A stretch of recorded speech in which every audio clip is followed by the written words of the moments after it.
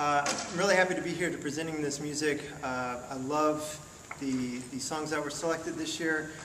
For the ATSSB horn audition music for year B, both selections are taken from the Koprash book, the Kalmus edition.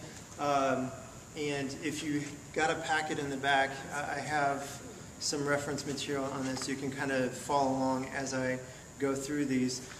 Before I actually get into each etude and play them, I want you as an educator, as the teacher of this music, and especially if there are any students in here, I want you to really stop and think about why each one was selected.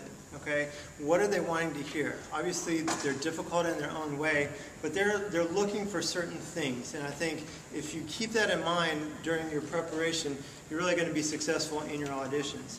So on this first one, number 59, which is on page 45, this is the lyrical etude. This is kind of the thinker piece.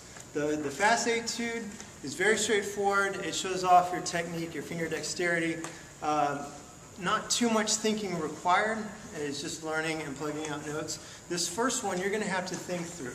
Okay? So the first thing that I've put down here, they want to hear, can you play in a musical fashion? Can you make this lyrical and sound like a solo? Okay? The first glance at it, it looks kind of intimidating because of a lot of different rhythmic figures on this page. You've got to keep in mind this is larghetto. You will be subdividing. You'll be thinking the eighth note pulse through this. So the overall technique, the speed of the technique is not nearly as fast as what it looks like on the page. But you're going to have to think in ways of subdividing like you normally wouldn't do in a typical band piece. They want to know, like I said, a clear understanding of your rhythm and your subdivisions through this piece. They want you to demonstrate an effective use of ornaments. The ornaments used in this piece throughout are the turn figure, which I'll go into more depth here in a little bit, and the grace note later in the selection. This etude is only 3 lines long. You want to be careful because if you play this too fast, it'll start to sound technical. And again, I think they'll hear all the technique that they'll want to hear in the other etude.